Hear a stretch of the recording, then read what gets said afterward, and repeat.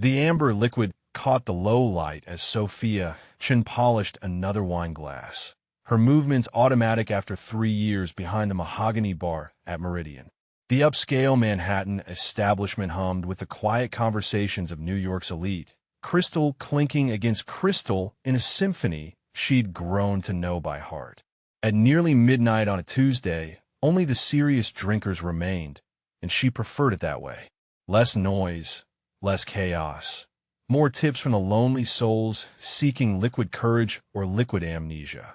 Her dark hair was pulled back in a neat ponytail, though several strands had escaped during her 10-hour shift, framing her tired face.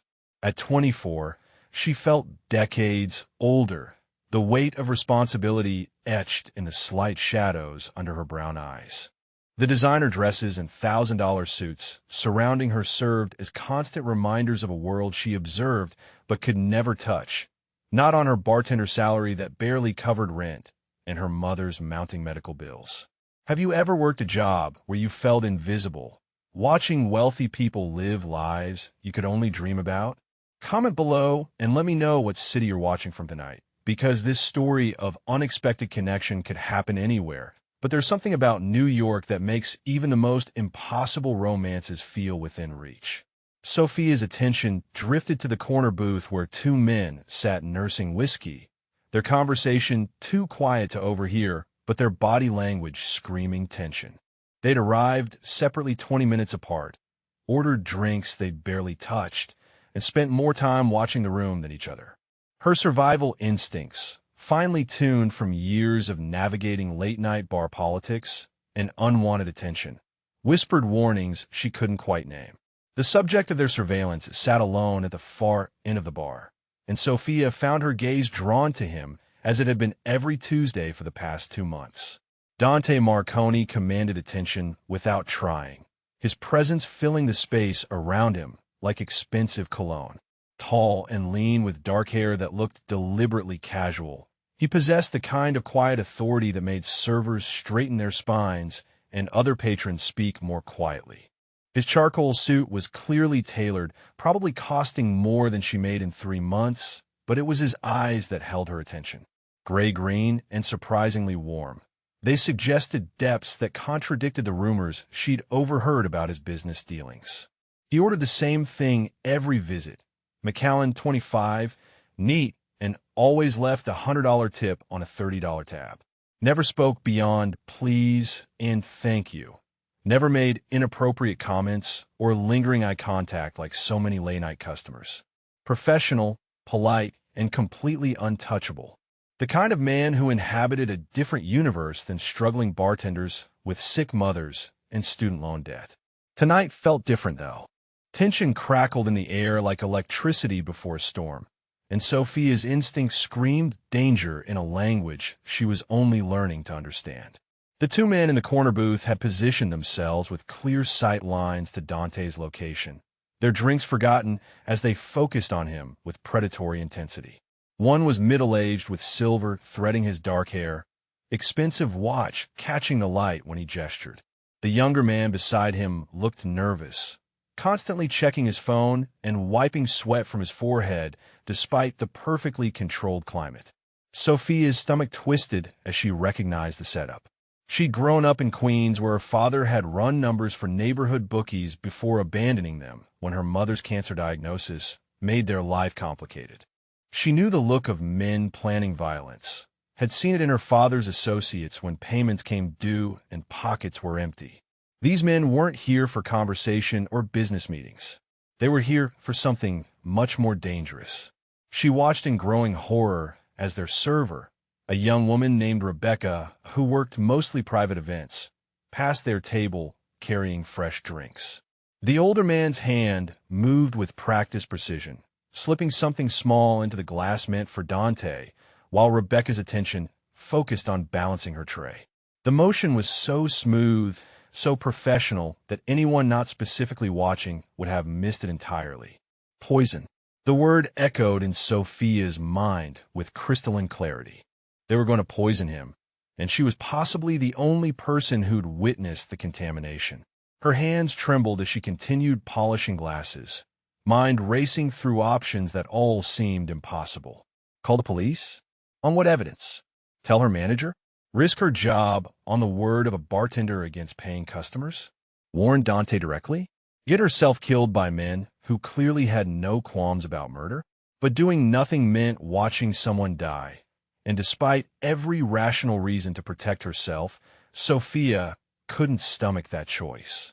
Her mother had raised her to stand up for others even when standing up was dangerous, a lesson that had cost them her father, but had shaped Sophia into someone who couldn't ignore injustice.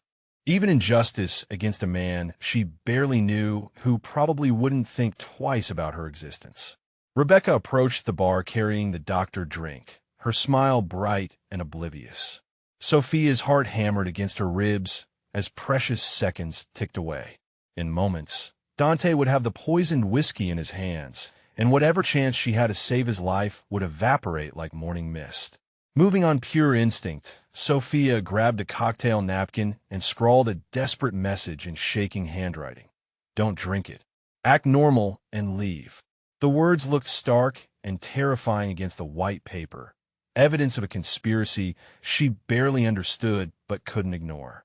She folded the napkin quickly, her palms damp with nervous sweat as Rebecca placed the contaminated drink on her tray and headed toward Dante's position at the end of the bar. Everything slowed to dreamlike clarity as Sophia intercepted Rebecca's path, manufacturing a casual conversation about inventory while positioning herself between the server and Dante. Her heart thundered so loudly she was certain everyone could hear it, but she forced her voice to remain steady as she asked Rebecca to check something in the back office. The younger woman looked confused but complied, leaving the tray of drinks momentarily unattended. This was her chance. Her only chance. Sophia approached Dante with legs that felt like water, the folded napkin burning in her palm like a live coal. He looked up as she neared, those gray-green eyes focusing on her with an intensity that made her breath catch. Up close, she could see the faint lines around his eyes that spoke of stress and sleepless nights, the careful control that held his expression neutral despite whatever storms raged beneath the surface. I have something for you, she managed, her voice barely above a whisper as she placed the napkin beside his untouched drink. The brief contact of her fingers against the bar sent electricity up her arm, and she wondered distantly if he'd felt it too. Dante's eyes never left her face as he unfolded the napkin, reading her desperate warning with an expression that shifted from mild curiosity to sharp attention to something that looked almost like admiration. The transformation was subtle but complete, turning him from merely handsome to devastating in the space of heartbeats. When he looked up again, the warmth in his gaze made her knees weak. Instead of leaving as she'd suggested, instead of acting normal as she'd begged, Dante Marconi reached out and gently but firmly wrapped his long fingers around her wrist. His touch was warm and careful, like holding something precious and fragile, but there was steel underneath the gentleness that made it impossible to pull away. Stay calm, he murmured, his voice low and rich with an accent she couldn't place. Keep working like nothing happened. Can you do that for me? Sophia nodded, mesmerized by the transformation in him from distant customer to protector, though she had no idea what she'd set in motion or how drastically her life was about to change. All she knew was that those gray-green eyes held her like a lifeline, and for the first time in months, she didn't feel completely alone with the weight of the world on her shoulders. The two men in the corner booth were still watching, still waiting for their plan to unfold, completely unaware that their target now held the bartender who'd saved his life in a grip that felt like the beginning of everything. Dante's grip on her wrist remained gentle but unbreakable as he lifted his other hand in what appeared to be a casual gesture, adjusting his watch with deliberate precision. To anyone watching, it looked like a man checking the time, but Sophia felt the subtle tension that rippled through his body like a coiled spring ready to release. The transformation in him was complete now, from solitary customer to something far more dangerous and compelling. Within seconds, she noticed movement throughout the bar that she'd somehow missed before. The businessman, reading a newspaper 2 tables over, folded his paper and shifted position for a clearer view of the corner booth. The couple, having an intimate dinner, suddenly seemed more focused on the room than each other. Even the hostess at the front entrance moved with purpose that suggested coordination rather than coincidence. How had she not seen them before? How many people worked for this man? "Keep polishing that glass," Dante murmured without looking at her, his voice carrying an authority that bypassed her conscious mind and went straight to her nervous system. His thumb stroked once across the pulse point on her wrist, whether to comfort or control her racing heartbeat. She couldn't tell. Both, perhaps. "You're doing perfectly." The praise sent unexpected warmth through her chest. But Sophia forced herself to focus on the simple task of cleaning glassware, while her peripheral vision tracked the careful choreography unfolding around them. The two men in the corner booth remained oblivious, still watching Dante with predatory anticipation, waiting for him to drink the poisoned whiskey that sat untouched beside her folded warning note. The silver-haired man checked his phone again, his patience clearly wearing thin.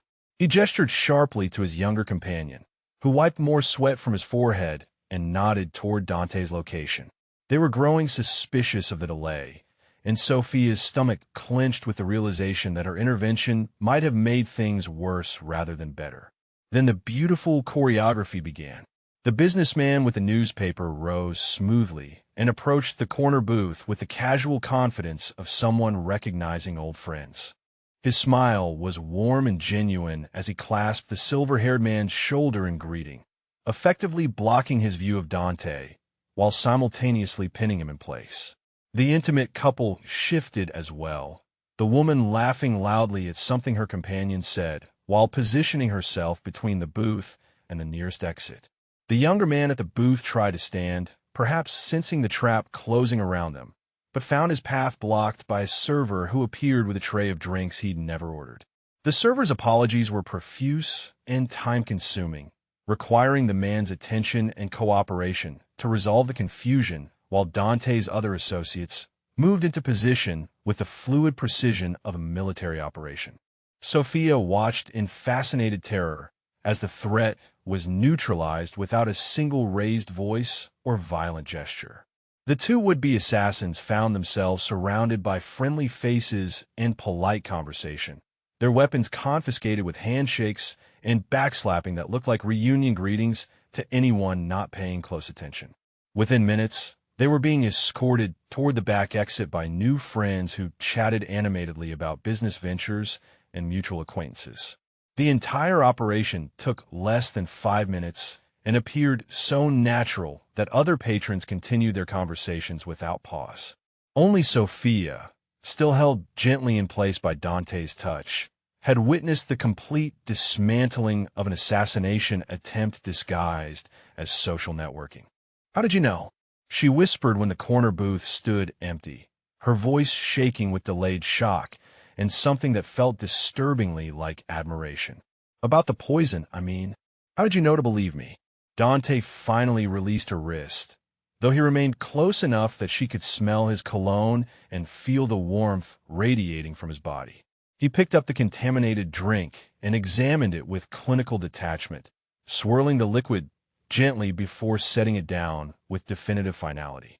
"I've been expecting something like this for weeks," he said quietly, his gray-green eyes meeting hers with an intensity that made her feel seen in a way she'd never experienced. "The Torino family has been testing boundaries, looking for weaknesses. But I didn't expect them to be bold enough to try something so public, and I definitely didn't expect a brave bartender to risk her safety to save a stranger's life." The word brave sent heat through her cheeks, though she felt anything but brave now that the immediate danger had passed. Her hands trembled as she set down the wine glass, the magnitude of what had just happened beginning to sink into her consciousness like ice water. She'd interfered in organized crime business. She'd witnessed an assassination attempt and its prevention. She'd inserted herself into a world where people killed each other over territory and power struggles she couldn't begin to understand. "Sophia, what's taking so long with those glasses?" The sharp voice of her manager, Richard, cut through her spinning thoughts like a blade. The thin man approached with his usual expression of perpetual annoyance, his disapproval radiating outward like heat from a furnace. "You've been standing there chatting with customers for 10 minutes while paying guests wait for service."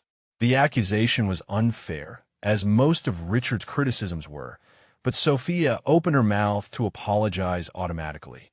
The words died in her throat as Dante turned his attention to her manager with the same quiet intensity he'd shown the would-be assassins moments earlier. The temperature around them seemed to drop several degrees. "Ms. Chun saved my life tonight," Dante said, his voice carrying a politeness that somehow felt more threatening than shouting. "I think that deserves recognition rather than criticism, don't you?" Richard's face cycled through confusion, irritation, and growing unease as he took in Dante's expensive suit, his commanding presence, and the subtle way other customers had begun paying attention to their conversation. Sophia recognized the moment her manager realized he was dealing with someone far above his usual authority, someone who could make problems for the bar that went well beyond employee complaints. "Of course," Richard stammered, his aggressive posture deflating like a punctured balloon. "I didn't realize, that is, I'm sure Ms. Chun was just doing her job. Very professionally. As always. See that she's given appropriate recognition for her excellent service." Dante continued, his tone suggesting this was not a request. "And perhaps consider that employees with such good instincts and genuine care for customer safety are exactly the kind of people this establishment should value most highly." The threat was subtle but unmistakable, wrapped in compliments and delivered with a smile that didn't reach his eyes. Richard nodded rapidly, probably calculating how much this conversation could cost him if he handled it poorly. He retreated with promises of employee appreciation and considerations for advancement opportunities that Sophia knew would never materialize once Dante left. But that wasn't the point, she realized. The point was that Dante had protected her from immediate consequences, had used his obvious influence to shield her from her manager's petty vindictiveness. The gesture was small in his world, perhaps, but enormous in hers. "Thank you," she said quietly as Richard scurried away to terrorize other staff members. "You didn't have to do that." "Yes, I did," Dante replied, and something in his voice made her look up to find him watching her with an expression she couldn't quite read. "You put yourself at risk for me. The least I can do is make sure that doesn't cause you additional problems." The bar closed at 2, and Sophia found herself moving through the familiar routine of cleaning and securing while acutely aware of Dante's continued presence. He'd moved to a table near the service area, ostensibly reading something on his phone, but clearly waiting for something. Waiting for her, she realized, with a mixture of nervousness and anticipation that felt dangerous in its intensity. When she finally emerged from the employee area with her purse and jacket, he stood immediately and approached with the kind of fluid grace that suggested expensive education and regular exercise. Up close, she could see the faint scar along his jaw that spoke of violence survived, the careful way he moved that indicated someone always prepared for threats. "I'm driving you home," he said, and something in his tone suggested this wasn't a request requiring negotiation. "I take the subway," Sophia replied automatically, though even as she said it, she recognized the foolishness of the argument. After what had happened tonight, after what she'd witnessed and participated in, normal safety precautions probably weren't sufficient anymore. "Not tonight," Dante said gently, his hand settling on her lower back with the same careful control he'd shown when holding her wrist. "Not after the Torinos know you were involved in stopping their plans. They'll want to understand who you are and why you interfered, and I'd prefer to control when and how that conversation happens." The casual mention of organized crime families discussing her existence sent ice through her veins, but Sophia found herself following him toward the exit anyway. His car was exactly what she'd expected, a sleek black sedan that probably cost more than her annual salary, with windows tinted dark enough to hide its occupants from curious observers. The interior smelled like leather and expensive cologne, all soft surfaces and gleaming technology that made her hyper-aware of her simple black work outfit and scuffed shoes. Dante drove with the same confident competence he brought to everything else, navigating Manhattan's late-night streets with familiarity that spoke of countless similar journeys. Dante Marconi, she said during a red light, testing the name she'd overheard in whispered conversations between servers. I've heard stories about you. His smile was rueful as he glanced at her, gray-green eyes reflecting the city lights streaming past their windows. I imagine you have. Most of them probably true, unfortunately. What I do isn't a world most people would choose to be part of. But you're part of it now, whether you chose it or not. His unspoken words hung in the air between them like a challenge. Sophia understood that her life had changed irrevocably the moment she'd slipped him that warning note, that there was no returning to the simple existence of a bartender whose biggest worry was covering her mother's medical bills and avoiding her manager's criticism.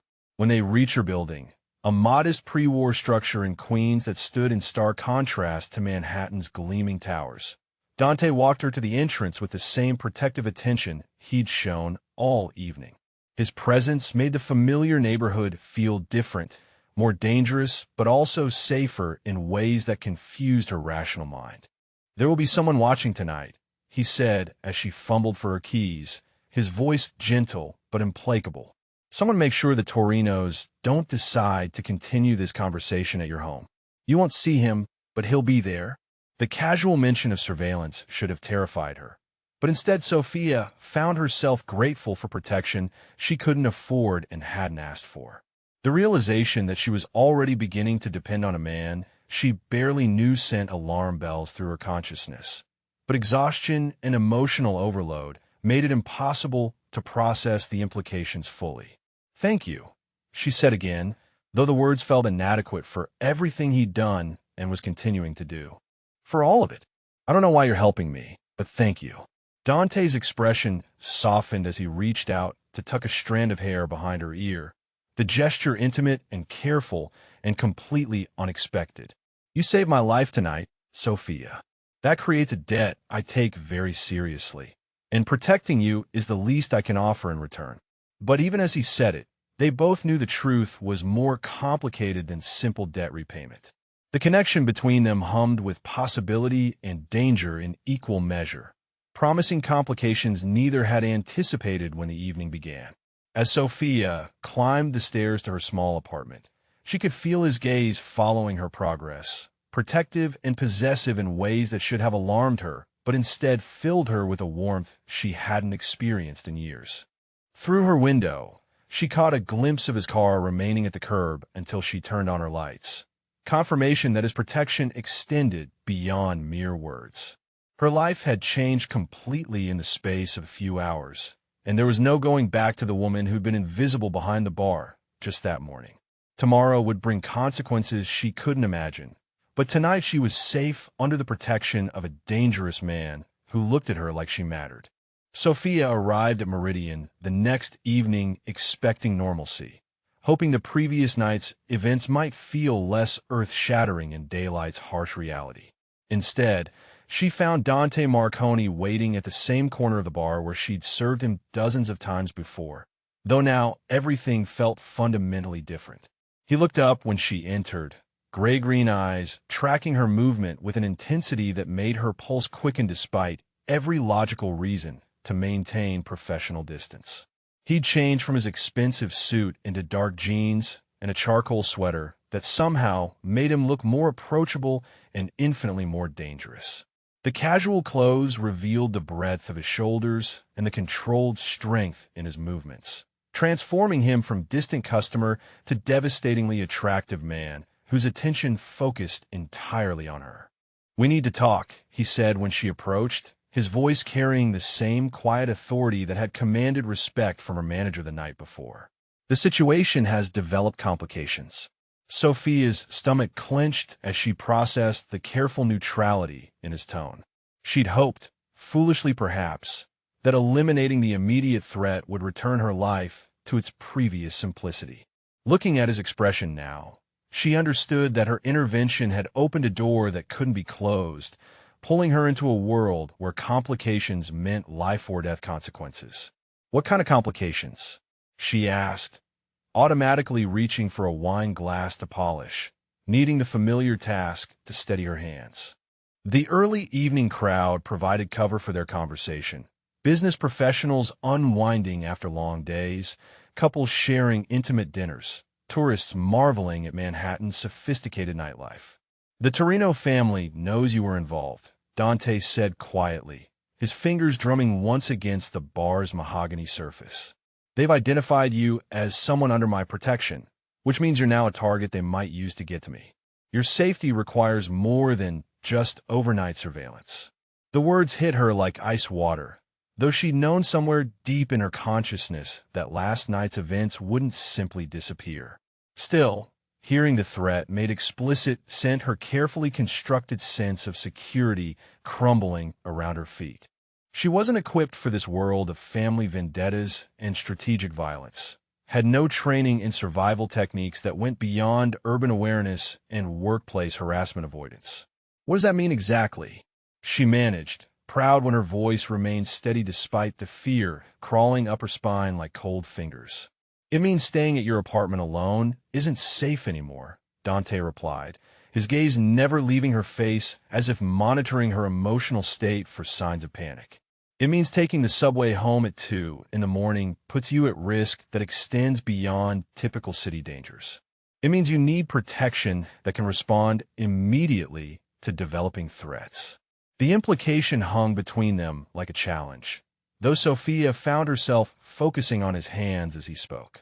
Long fingers, calloused in places that suggested he hadn't always lived in luxury, a thin scar across his knuckles that spoke of violence survived. She wondered what those hands felt like, then immediately pushed the thought away as inappropriate under the circumstances. "You're suggesting I move somewhere else," she said, stating the obvious while her mind scrambled to process implications she wasn't prepared to consider. "Somewhere more secure. I'm suggesting you stay with me," Dante corrected gently, though Steele underlined his politeness. "My penthouse has security systems that can keep you safe while this situation resolves itself. You'd have complete privacy, your own space, no obligations beyond letting me know you're alive each morning." The offer should have insulted her, should have triggered every warning her mother had drilled into her consciousness about men who offered too much too quickly.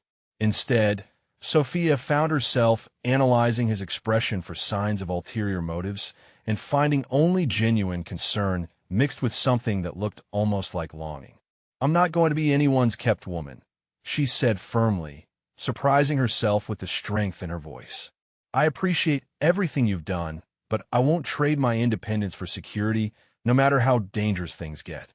Something that looked like admiration flickered across Dante's features, transforming his expression from protective authority to something warmer and infinitely more appealing. "Good," he said simply. "I'd think less of you if you agreed easily. But independence and safety aren't mutually exclusive, Sophia.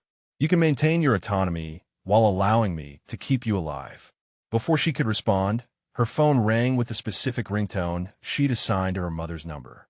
The sound cut through her concentration like a blade, bringing immediate anxiety about medical emergencies and treatment complications that had dominated her life for the past 2 years.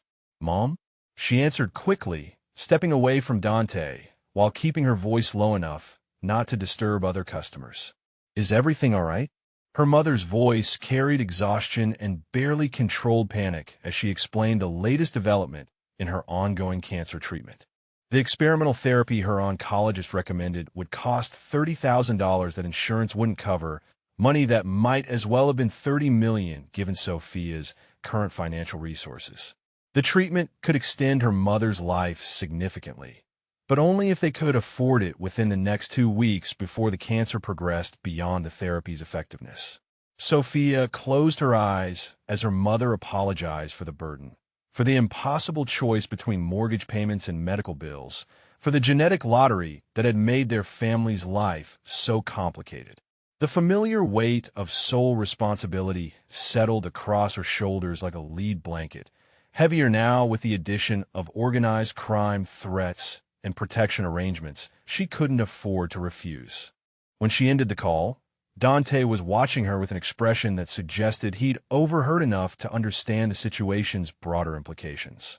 The sympathy in his gray-green eyes made her throat tighten with emotions she couldn't afford to process in public. "How much?" he asked quietly, and something in his tone made her look up sharply. "That's not your problem," she replied automatically, though her voice lacked conviction even to her own ears. "This is my responsibility, my family situation. I'll figure something out." 30,000 for experimental cancer treatment. Dante continued, as if she hadn't spoken. "Available within 2 weeks, or the window closes. Your mother's life hanging in the balance while you calculate tips and overtime hours that will never add up to enough." The accuracy of his assessment should have alarmed her, but instead Sophia found herself struggling against tears that threatened to undermine her carefully maintained composure. He understood the situation with devastating clarity, saw through her pride to the desperate fear underneath. "I can transfer the money tonight," he said simply. "No strings attached, no expectations beyond letting me help someone who saved my life. Considerate payment for services rendered, if that makes your pride easier to manage." The offer hung between them, like salvation and damnation wrapped in the same package. Sophia knew accepting would change their dynamic irrevocably, would create obligations and emotional entanglements that went far beyond simple debt repayment. But her mother's life mattered more than her comfort with complicated relationships. "Why would you do this?" she whispered, her professional mask finally cracking to reveal the exhausted young woman underneath. "You barely know me. This isn't your responsibility." "Because you risked everything to save a stranger," Dante replied, his voice carrying conviction that made her chest tight with unfamiliar emotions. "Because you're working yourself to death, trying to take care of someone you love, and I have resources that could solve this problem without affecting my life in any meaningful way. Because sometimes the right thing to do is obvious, even when it's complicated." An hour later, Sophia found herself in Dante's car again, this time with a suitcase containing enough clothes for several days and her mother's medical bills handled by a single phone call that had taken him less than 5 minutes to complete. The efficiency with which he'd arranged both the payment and her temporary relocation spoke of resources and influence that made her hyper-aware of the vast differences in their circumstances. His penthouse occupied the top floor of a gleaming Manhattan tower, all floor-to-ceiling windows and modern furniture that probably cost more than she made in several years. The space was beautiful and intimidating, designed for someone who commanded respect and wielded power as naturally as breathing. Standing in the entrance hallway, Sophia felt like an imposter wearing borrowed clothes to a party where she didn't understand the rules. "Your room is through here," Dante said, leading her past a kitchen that belonged in architectural magazines toward a guest suite that was larger than her entire apartment. "Complete privacy, your own bathroom, lock on the door if that makes you more comfortable. You're not a prisoner here, Sophia. You're a guest who happens to need protection." The thoughtfulness behind the arrangements surprised her. He'd anticipated her discomfort and addressed it without making her feel foolish for having concerns about propriety and independence. The gesture spoke of experience with difficult situations and genuine consideration for her emotional well-being. "Thank you," she said again, though the words felt inadequate for everything he'd done in the space of 24 hours. "For all of it. I don't know how to repay this kindness." "You don't repay kindness," Dante replied, his smile transforming his face from merely handsome to devastating. "You accept it gracefully and pass it forward when circumstances allow. That's how decent people navigate the world." That evening, they cooked dinner together in his spectacular kitchen, and Sophia discovered that Dante Marconi possessed domestic skills that contrasted sharply with his dangerous reputation. He moved around the space with comfortable familiarity, chopping vegetables with professional precision while explaining that he'd learned to cook from his grandmother, one of the few people who treated him like a normal child despite his family's reputation. "Tell me about your family," she said as they worked side by side, hyper-aware of his proximity each time he reached past her for ingredients or utensils. The casual contact sent electricity through her nervous system. making her wonder what it would feel like to touch him deliberately rather than accidentally. "Not much to tell that you'd want to hear," Dante replied, though something in his voice suggested loneliness rather than secrecy. "I inherited responsibility young when my father was killed, spent my 20s learning to command respect and fear in equal measure. It's an isolating existence, having people defer to your authority while never knowing if they actually like you or just need what you can provide." The vulnerability in his admission caught her off guard, revealing depths beneath his controlled exterior that made him infinitely more appealing and dangerous. She'd expected arrogance or casual dismissal of others' feelings, not genuine recognition of his emotional isolation. "What about you?" he asked, his attention focused entirely on her in a way that made her feel seen and valued.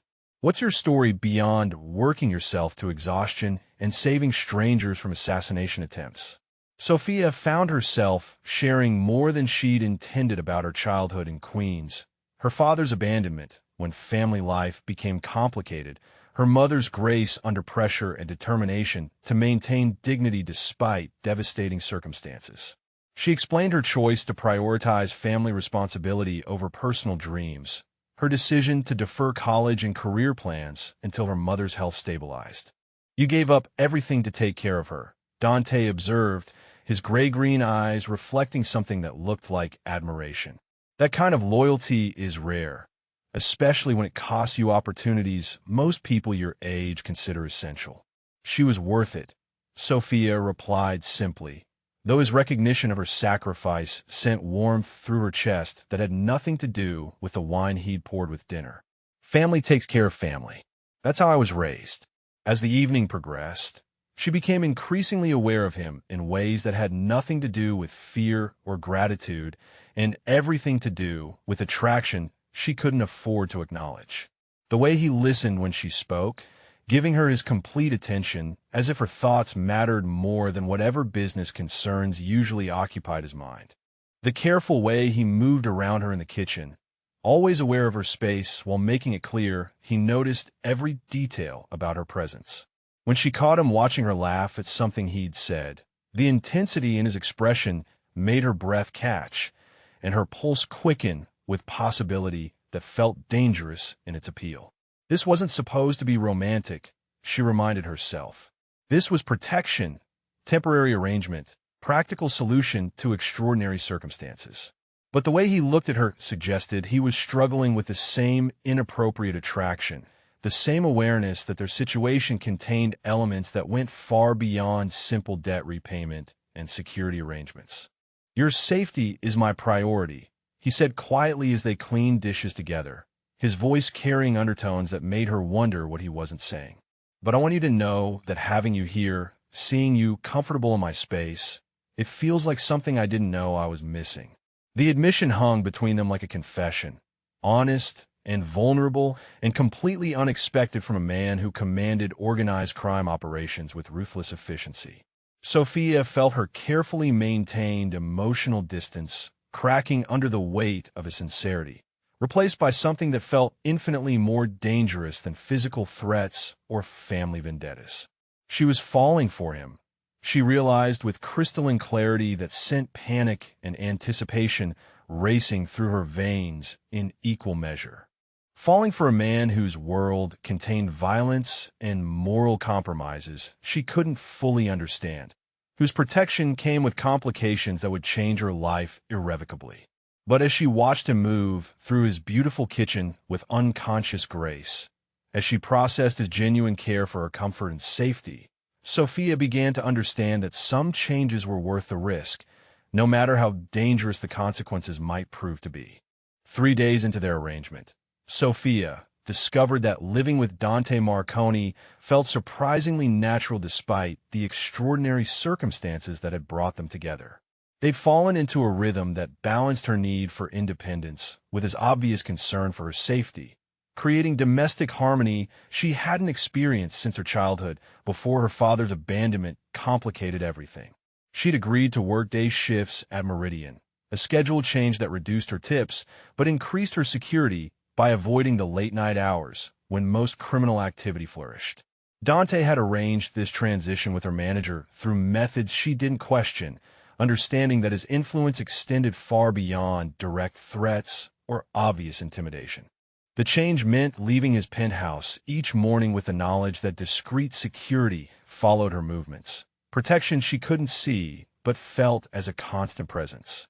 Meanwhile, he'd restructured his own schedule to work primarily from his home office, claiming the arrangement was more efficient than traveling to various business locations throughout the city. Sophia suspected his real motivation involved staying close enough to respond quickly if threats materialized, but she appreciated that he presented the change as practical convenience rather than sacrifice for her benefit. The domestic intimacy that developed between them felt both inevitable and dangerous. Morning coffee shared in comfortable silence while he read business reports and she reviewed her work schedule. Evening meals that had evolved from polite conversation to genuine connection as they discovered shared appreciation for classic movies and books that transported them beyond their complicated present circumstances. Small touches that lingered longer than necessary when he helped her reach something from high shelves or when she straightened his tie before he left for meetings. Each interaction built tension that hummed between them like electricity, attraction that grew stronger despite every rational reason to maintain professional distance. Sophia found herself studying his profile when he concentrated on paperwork, memorizing the strong line of his jaw and the way concentration softened his features. She wondered what it would feel like to touch him deliberately rather than accidentally, to explore the careful control he maintained over his emotions and discover what lay beneath his protective exterior. On Thursday evening, she found him in his office at nearly midnight, still working despite the late hour. The lamp cast golden light across his desk, illuminating financial documents and correspondence that spoke of business complexities she couldn't begin to understand. His usually immaculate appearance showed signs of stress, dark hair disheveled from running his fingers through it, shirt sleeves rolled up to reveal strong forearms marked with the same thin scars she'd noticed on his hands.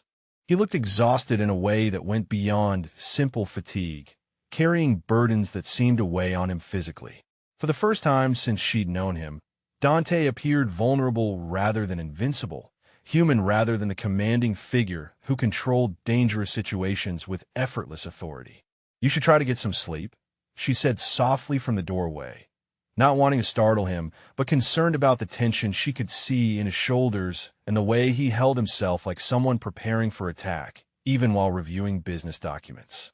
Dante looked up with a smile that didn't quite reach his gray-green eyes, appreciation and something deeper flickering across his expression as he took in her presence. She'd changed into comfortable clothes after work, soft pants, and an oversized sweater that made her feel more like herself than the professional attire her job required. "Too much to handle before tomorrow's meetings," he replied, gesturing to the papers scattered across his desk. "The Torino situation is creating complications that extend beyond their direct actions. Other families are watching to see how I respond, whether I appear weak or distracted by personal concerns." Personal concerns. The phrase sent heat through her chest as she realized he was referring to her protection, to the way her presence in his life had created additional strategic considerations for his business decisions. She should have felt guilty about complicating his professional responsibilities, but instead found herself pleased that he considered her important enough to factor into his planning. "Would it help to talk about it?" she asked, moving into the office and settling into the leather chair across from his desk.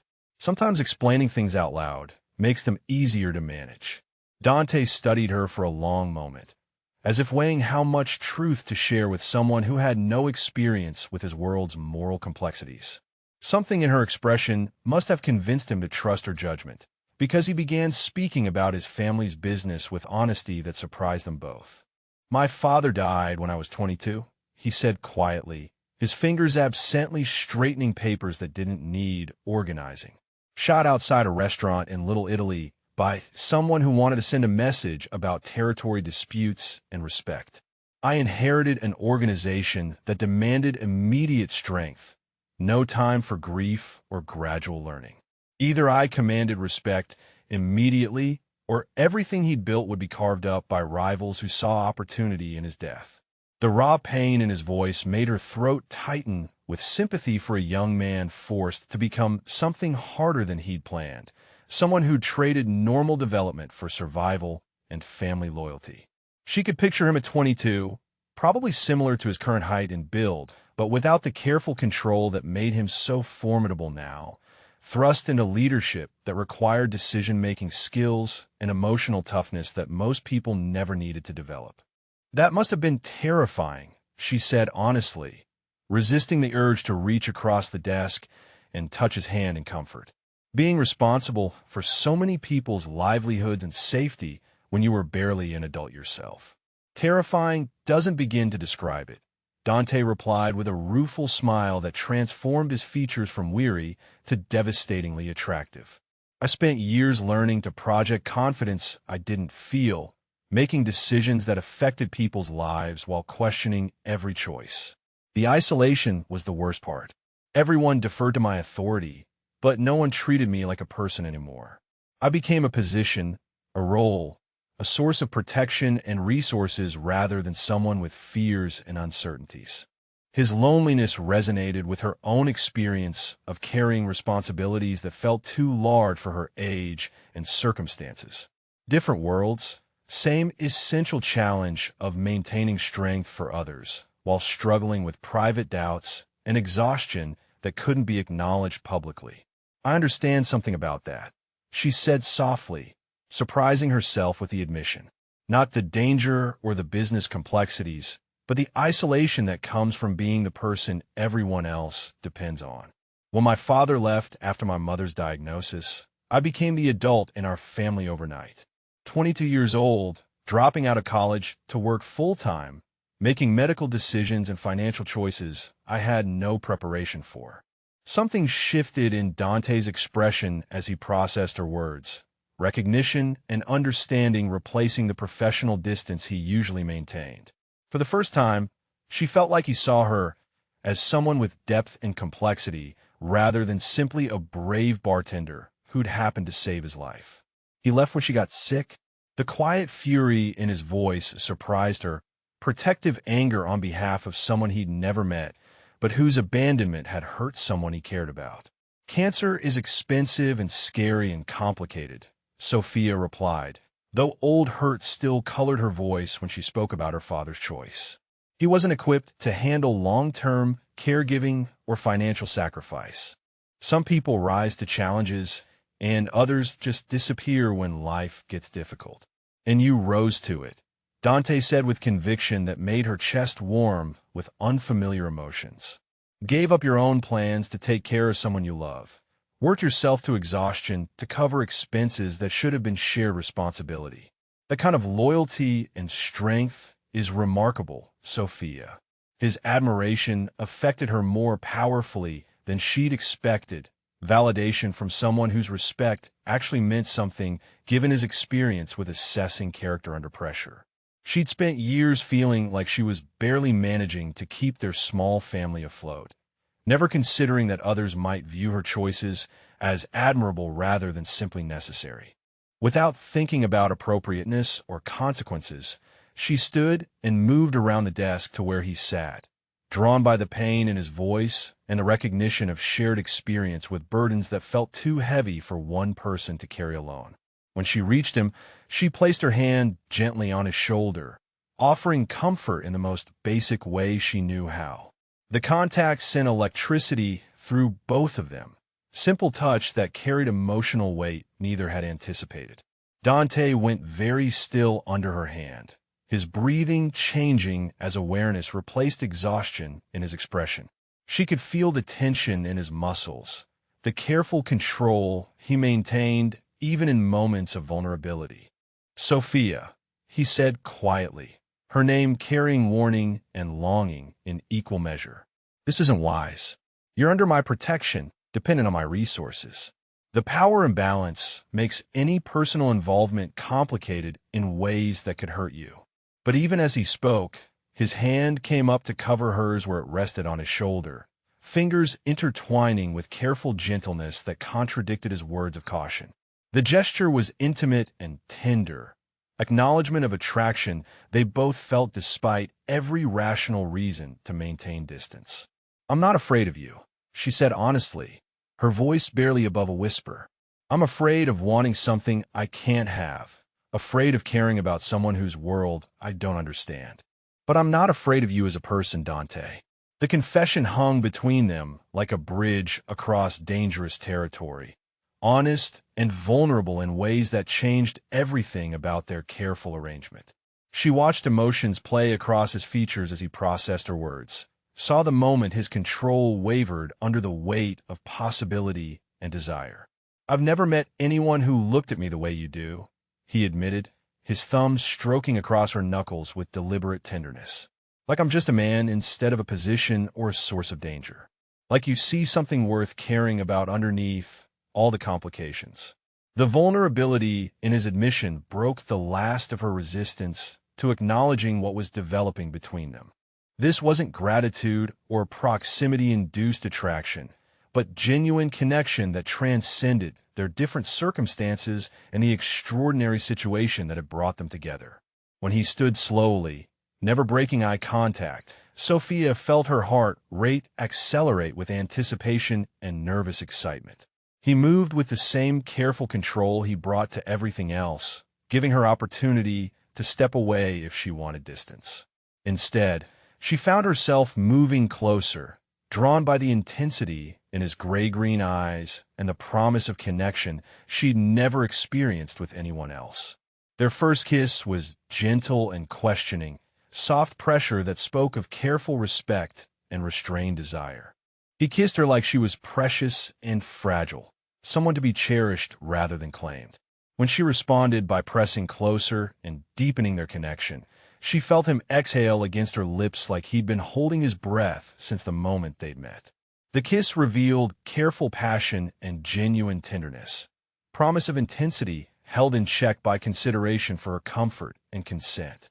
When they finally broke apart, both breathing unsteadily, Sophia felt fundamentally changed by the experience of being wanted by someone who saw her completely and chose her anyway. "This changes everything," Dante said softly, his forehead resting against hers in intimate proximity that felt natural despite the magnitude of what had just occurred between them. "Yes," she agreed, her hands still resting against his chest where she could feel his heart racing with the same excitement and uncertainty that filled her own. "It does." The next morning brought harsh reminder that their personal developments existed within dangerous external circumstances that wouldn't pause for romance or emotional growth. Dante received a message from the Torino family that mentioned Sophia by name, making it clear that their surveillance had identified her as someone whose well-being could be used to influence his business decisions. Reading the message over his shoulder as he showed it to her, Sophia felt ice water replace the warmth that had filled her since their kiss the night before. The casual way they referenced her daily routine, her work schedule, her mother's medical appointments, demonstrated surveillance capabilities that made her previous sense of security evaporate completely. "They know everything about me," she said, voice steady despite the fear that threatened to overwhelm her rational thinking. "How long have they been watching?" "Probably since the night at the bar," Dante replied, his fury carefully controlled but evident in the tension that radiated from his body like heat. "This is my fault. I should have anticipated they'd target you more aggressively once they realized you weren't just a random witness." His protective anger was both frightening and appealing, demonstration of the dangerous capabilities she'd only glimpsed before. She could see why people feared crossing him, but also understood why those he protected felt safe under his care. The duality of his nature, gentle with her but ruthless toward threats, made her feel precious and valued in ways she'd never experienced. "What do we do now?" she asked, surprised by her own calm in the face of escalating danger. The we in her question wasn't lost on either of them, acknowledgement that their lives had become intertwined in ways that extended beyond temporary protection arrangements. "Now we make sure they understand that threatening you means threatening me directly," Dante replied, his voice carrying the quiet authority that commanded respect and fear in equal measure. And we make sure they regret making this personal. That evening, as they sat together in his living room, discussing security modifications and protective protocols, Sophia realized that her life had transformed beyond recognition in less than a week. She was falling in love with a dangerous man whose world contained violence and moral complexity she was only beginning to understand, but who looked at her like she was the most important thing in his carefully controlled existence. The recognition should have terrified her. Instead, watching Dante plan her protection with meticulous attention to every possible threat, seeing the careful way he balanced his dangerous nature with genuine tenderness toward her, Sophia found herself grateful for the warning note that had changed both their lives irrevocably. Some risks, she was beginning to understand, were worth taking regardless of the potential consequences. The morning after their first kiss dawned with subtle but unmistakable changes in the atmosphere between them, as if acknowledging their attraction had shifted something fundamental in their careful arrangement. Sophia woke with the memory of Dante's lips against hers, still vivid enough to send heat through her chest, the taste of possibility and promise that had kept her awake far longer than exhaustion should have allowed. She found him in the kitchen making coffee with the same precise attention he brought to everything else, but when he looked up at her entrance, the intensity in his gray-green eyes held new warmth that made her pulse quicken. "Good morning," he said simply, his voice carrying undertones that spoke of carefully restrained desire and genuine affection that went far beyond polite courtesy. "Good morning," she replied, hyper-aware of how her sleep-tousled appearance and comfortable clothes contrasted with his already immaculate business attire. Even at 7 in the morning, Dante looked like someone prepared to command respect and handle whatever challenges the day presented, though something in his expression suggested he'd prefer to spend those challenges with her rather than in boardrooms and business meetings. Over breakfast, they discussed practical matters with newfound ease, the emotional intimacy of the previous evening translating into comfortable domestic familiarity that felt both natural and profound. He explained that he'd arranged his schedule to work primarily from home again, claiming efficiency, while she suspected his real motivation involved staying close enough to monitor her safety and enjoy her presence in his space. "I have to visit my mother this afternoon," Sophia mentioned as they cleaned dishes together, their movements coordinated like partners who'd shared this routine for years rather than days. "She's been asking about the sudden improvement in our financial situation, and I need to explain some version of what's happening without terrifying her." Dante's hands stilled in the process of drying a coffee cup, attention focused entirely on her words with the same intensity he'd shown when discussing Torino family threats the night before. "Where's she being treated?" he asked quietly, and something in his tone made her look up sharply. "Mount Sinai, downtown location," she replied, noting how his expression shifted into what she was learning to recognize as tactical assessment mode. "Why? Is there something I should be concerned about?" "Just additional security considerations," Dante said carefully, though she could see wheels turning behind his eyes as he calculated risks and response protocols she couldn't begin to understand. "I'll have someone positioned nearby. Discreet coverage to ensure your safety during the visit." The reminder that their personal developments existed within continuing external danger sent a chill through her chest, but Sophia found herself more frustrated than frightened by the necessity for constant protection. She was falling in love with him, she realized with crystalline clarity that should have been more alarming than it was. Falling for a man whose world contained violence and moral complexity she'd never imagined, but who looked at her like she was the center of his carefully controlled universe. That afternoon, the theoretical danger became devastatingly real in ways that shattered her remaining illusions about the seriousness of their situation. She'd spent an hour with her mother, carefully explaining that a grateful customer had helped with medical expenses without revealing the full scope of her current living arrangements or the man who'd made everything possible.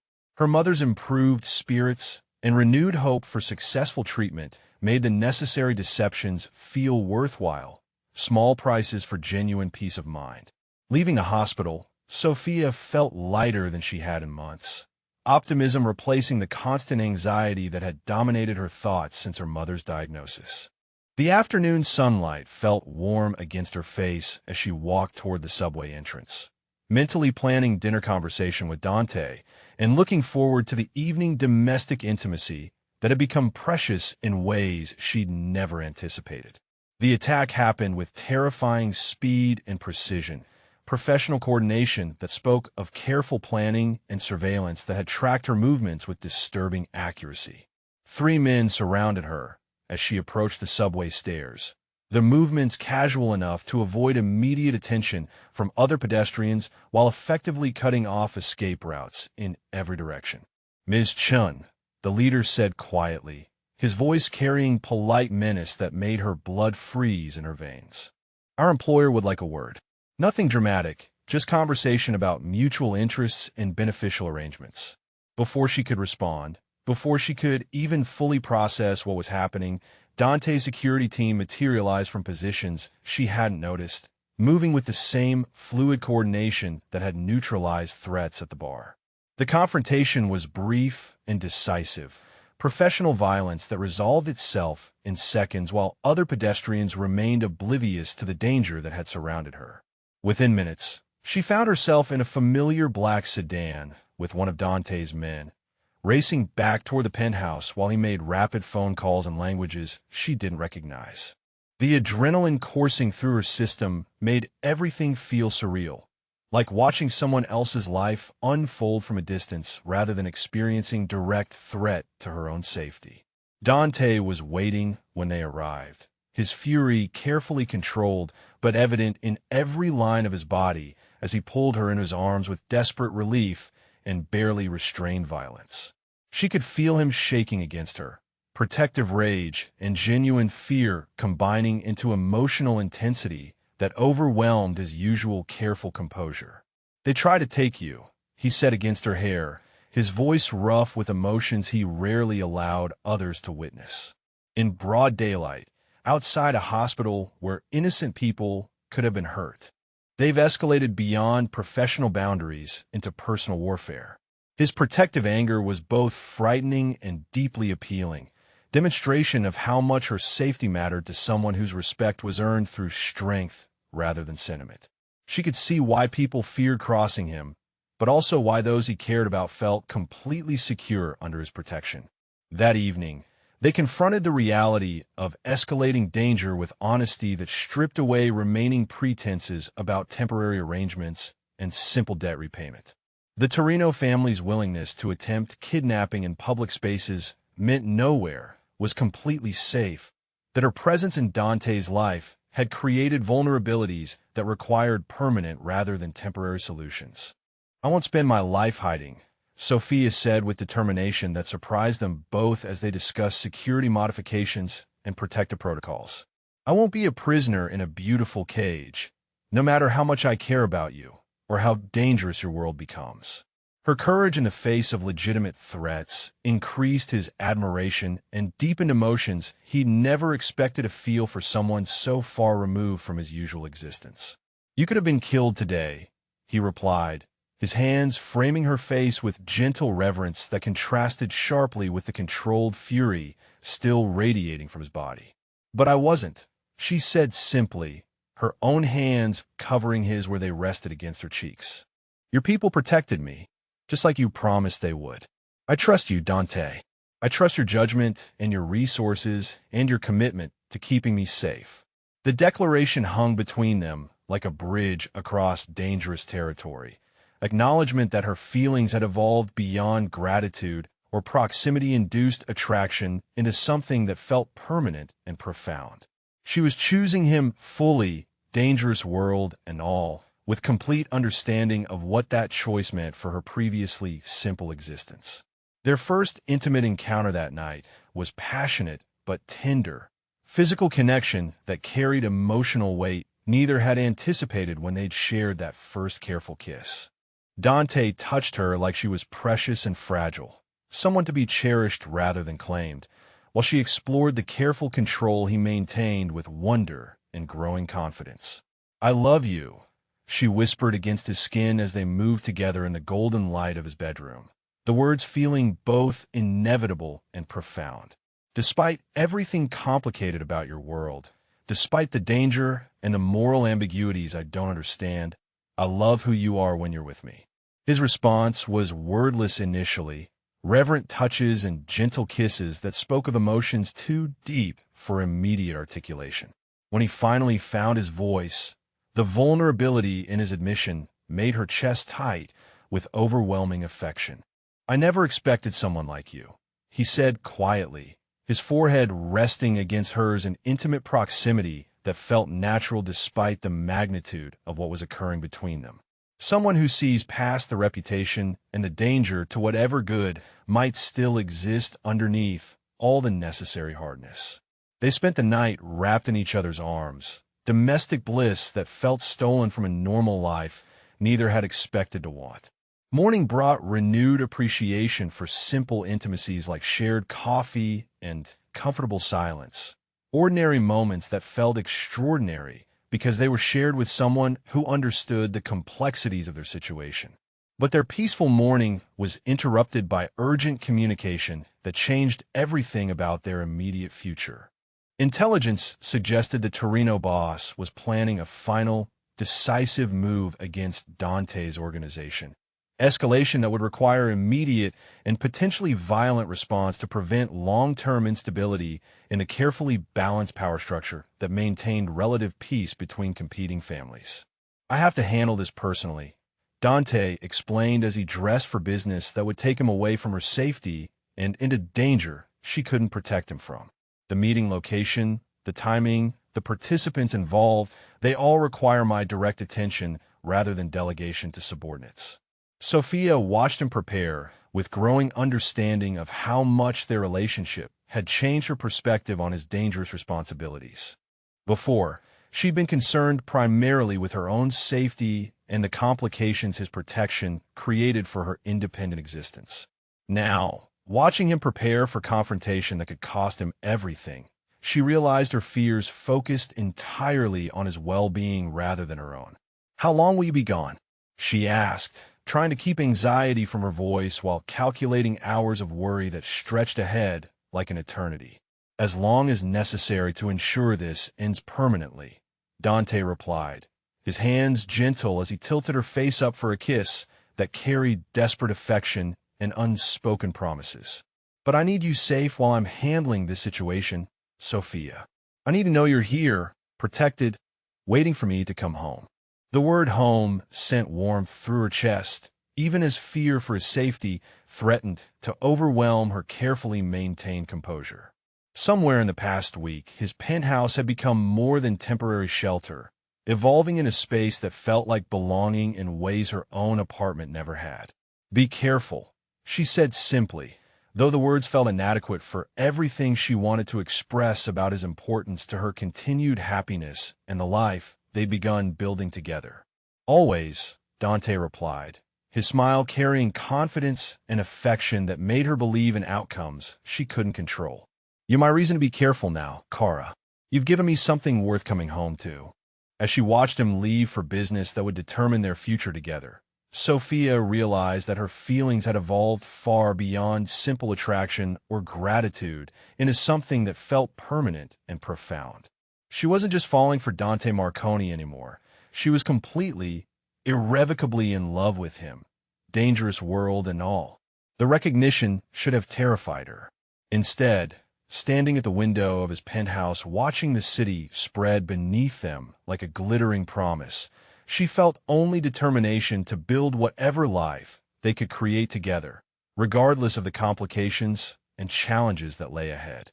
The hours after Dante left felt like years, each minute stretching endlessly as Sophia waited for word about confrontation that would determine whether their newfound love had any future beyond stolen moments in his penthouse. She'd never understood before how loving someone could transform fear from personal concern into something infinitely more terrifying. The possibility of losing him overshadowing every other worry that had dominated her thoughts throughout their week together. She tried to maintain normal routines, reading books from his extensive library and preparing dinner that might go uneaten, depending on how business concluded, but concentration proved impossible when her mind kept cycling through worst-case scenarios and outcomes she couldn't control. Every sound in the building made her pulse spike with anticipation that proved false. Every phone ring that wasn't his voice reporting safety felt like another small eternity stretching ahead. At nearly midnight, when anxiety had progressed beyond nervous energy into genuine panic about his well-being, the penthouse security system chimed with a rival notification that sent her heart racing toward hope and terror in equal measure. She heard voices in the entrance hall, familiar tones mixed with others she didn't recognize, conversation too quiet for her to interpret from her position in the living room. Then Dante appeared in the doorway, and relief flooded through her system with such intensity that her knees nearly buckled from the emotional release. He looked exhausted but uninjured, his expensive suit showing signs of long hours and intense negotiation, but no evidence of physical violence that might have characterized less civilized resolution approaches. "It's over," he said simply, crossing to where she stood with the same fluid grace that characterized all his movements. Though something in his expression suggested the conclusion had required more than he'd anticipated. The Torino family has been persuaded to redirect their territorial ambitions toward opportunities that don't involve challenging my organization's established interests. The careful phrasing told her everything and nothing about methods employed to reach this peaceful conclusion, but Sophia found herself caring less about specifics than about the relief evident in his voice and posture. He was safe, their future was possible, and questions about business methodology seemed less important than the reality of his presence and the promise of time together without constant threat assessment. "How persuaded?" she asked quietly, sliding into his arms with grateful appreciation for his solid warmth and the steady heartbeat against her cheek that confirmed his continued existence. "Permanently persuaded," Dante replied, his hand stroking through her hair with gentle reverence that spoke of how much her safety and happiness mattered to his continued well-being. "They've accepted opportunities for expansion that require their full attention in Philadelphia rather than continued focus on Manhattan territories." She understood the euphemism, recognized that permanent solutions in his world often involved methods she preferred not to examine too closely. What mattered was that he'd returned safely and their relationship could continue without external pressures that made normal emotional development impossible. But even as relief dominated her emotional landscape, Sophia realized that their situation remained fundamentally complicated in ways that peaceful resolution with the Torino family couldn't address. She was still a bartender from Queens whose biggest previous drama had involved covering her mother's medical expenses, while he remained someone whose business decisions affected multiple criminal enterprises and whose daily existence required security considerations she barely understood. "What happens now?" she asked that evening as they sat together in his living room, her head resting against his shoulder while he absently stroked her arm with careful tenderness. "The immediate threat is resolved, but I'm still someone whose presence in your life creates vulnerabilities and complications for your business responsibilities." Dante was quiet for several minutes, consideration evident in his expression as he processed implications of her question and the broader relationship decisions they hadn't explicitly discussed despite their mutual declarations of love. When he finally spoke, his voice carried conviction that made her chest warm with possibility she hadn't dared acknowledge fully. "What happens now is that I ask you to marry me," he said simply, turning to meet her gaze with intensity that made her breath catch. "Not because of obligation or protection requirements, but because I can't imagine my life without your presence making everything better than I knew it could be."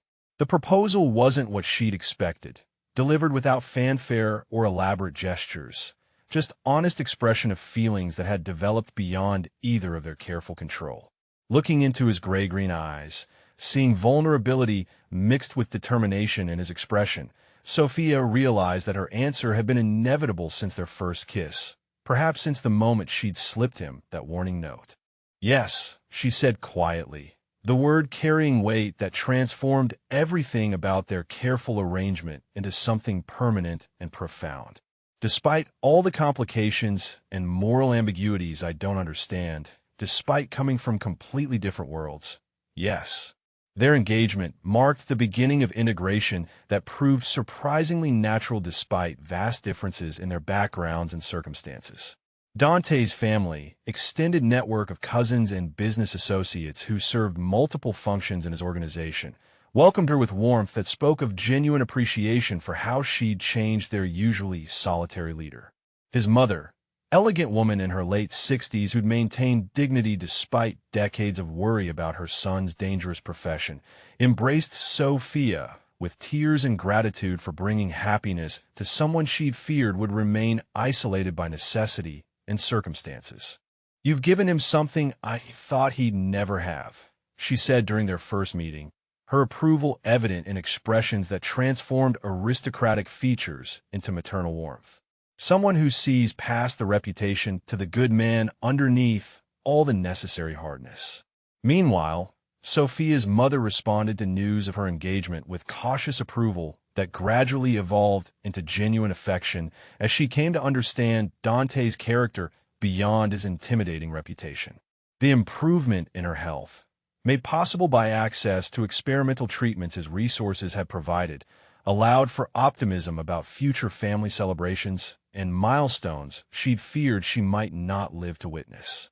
Their wedding, planned for 6 months later, balanced intimacy with acknowledgement of Dante's position within his organizational family.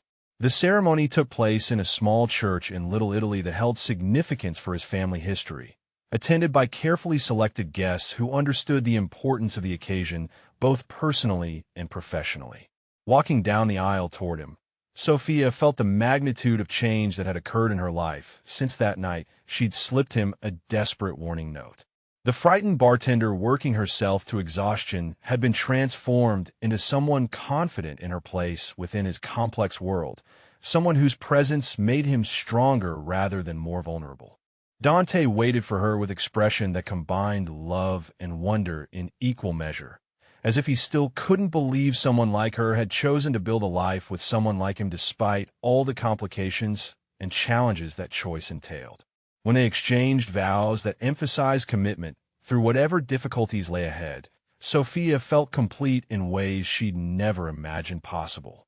The months following their marriage brought continued adjustment and integration as she learned to navigate social expectations and security requirements that came with being married to someone of Dante's position and influence.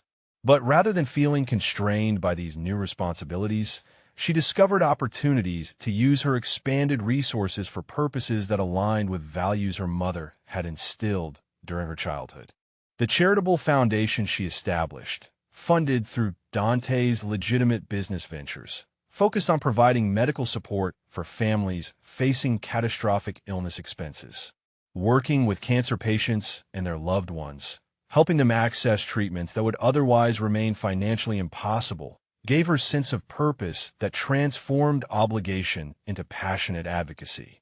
Dante watched her professional development with pride that went beyond simple spousal support, recognizing that her compassion and organizational skills had found expression that made meaningful difference in people's lives while creating positive reputation for their family name.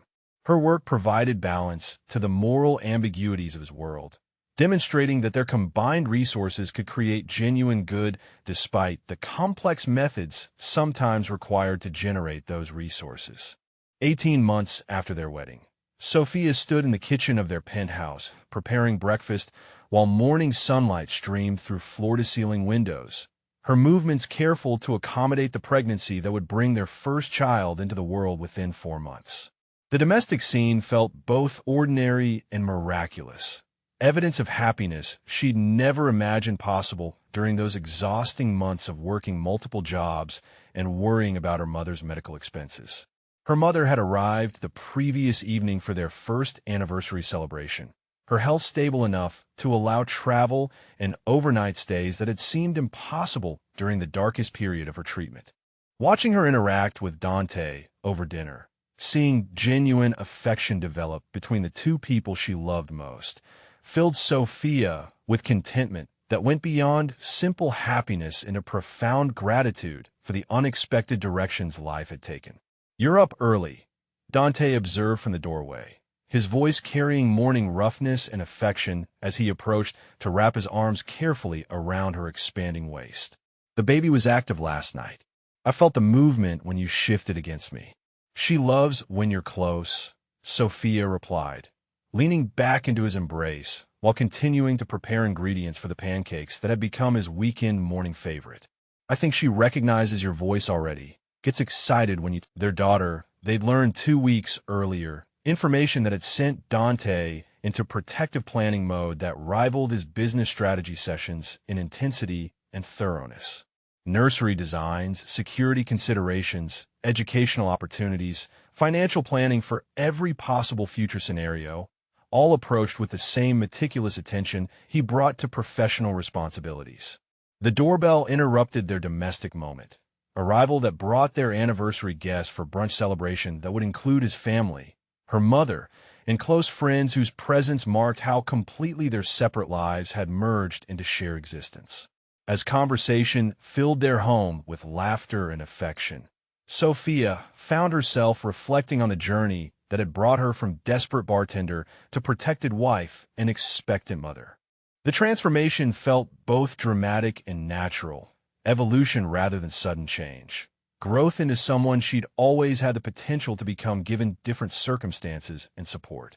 Looking across their dining room, where Dante engaged in animated discussion with her mother about baby preparations while his cousins debated business matters that no longer caused her anxiety, she realized that love had indeed conquered complications that had seemed insurmountable.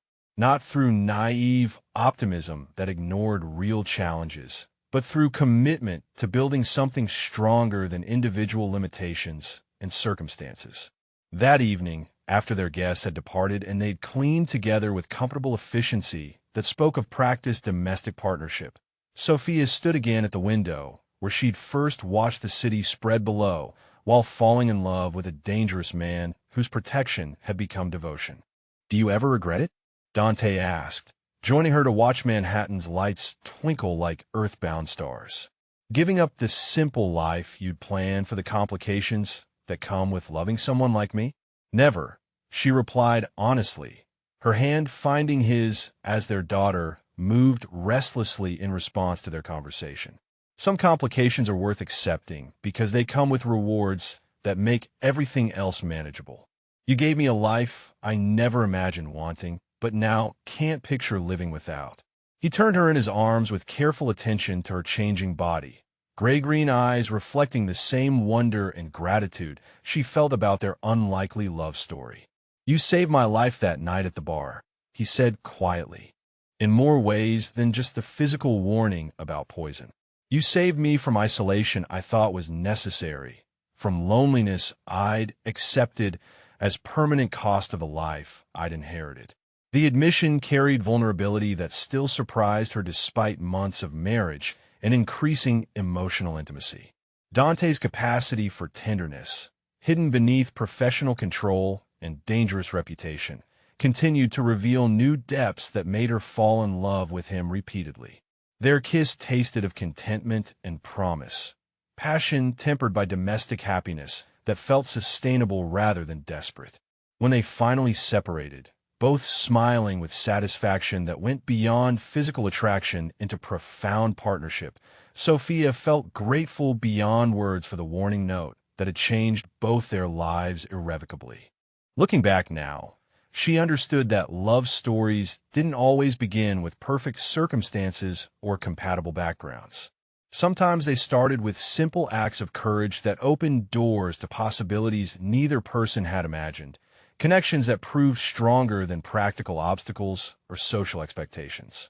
As they prepared for bed in the home they'd built together, surrounded by evidence of shared life and anticipation for their growing family, Sophia realized that her story could happen to anyone brave enough to risk safety for strangers, anyone willing to see past reputation to recognize genuine character underneath complicated circumstances.